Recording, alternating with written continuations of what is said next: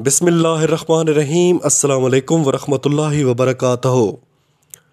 Online ख़रीदो फ़रोख्त के लिए मौजूद वेबसाइट्स और बड़ी कंपनीज की जानिब से अक्सर इस तरह के इश्तिहारात तो सामने आते ही हैं कि आप अपनी तैयार करदा अशिया हमारी मुआवनत या मदद से फ़रोख्त करके पैसे कमा सकते हैं। या ये भी देखने में आया है कि ऐसी बड़ी वेबसाइट्स की जानिब से जॉब की ऑफर की जाती हैं और अच्छी तनख्वाह की ऑफर होती है। मगर क्या आपने कभी ऐसा कुछ सुना, देखा या पढ़ा है कि जनाब आप अपनी तमाम तर मालूमात हमारे साथ शेयर करें और हमसे इसके बदले में 50 पाउंड यानी तकरीबन 18,000 पाकिस्तानी रुपए ले लें? हम आपको बताते हैं कि ऐसा किसने कहा। एक चीनी ऑनलाइन कारोबारी कंपनी टेमो की एक ऑफर के बारे में कानूनी और सार्फिन के हकूक के लिए काम करने वाले माहिरीन का कहना है।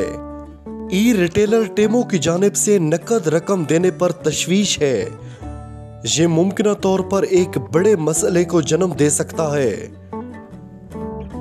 डेटा रेगुलेटर का कहना है कि वो इस तरह के खदशात पर गौर कर रहे हैं। अब ये जानने की कोशिश करते हैं कि असल में टेमो ने कहा क्या।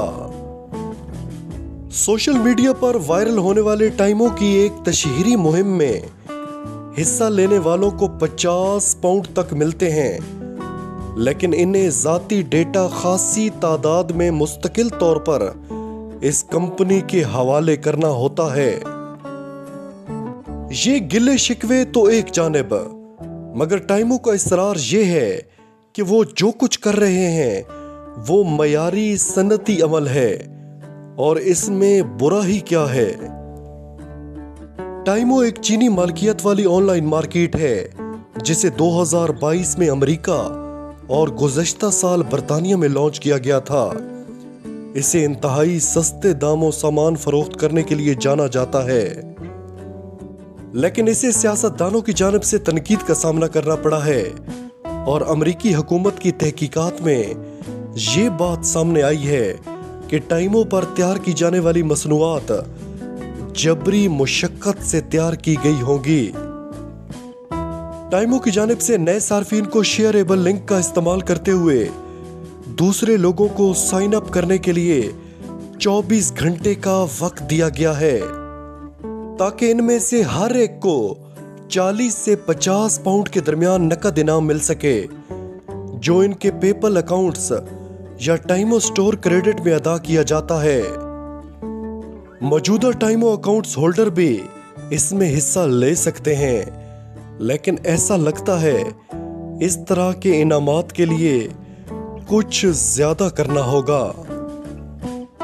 तशहीर से फायदा उठाने के ख्वाहिशमंद हजारों सार्फिन को सोशल मीडिया साइट्स पर लिंक्स पोस्ट करते हुए देखा गया है।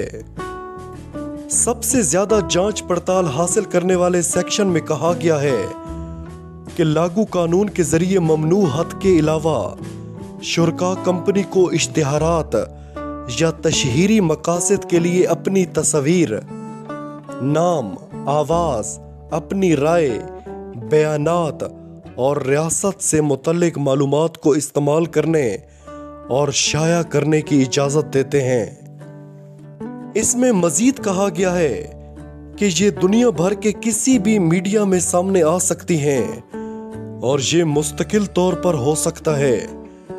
यानी इसका मतलब ये हुआ कि आपकी जानिब से एक मर्तबा अपनी मालूमात दे दिए जाने के बाद इनकी वापसी की कोई उम्मीद नहीं होगी।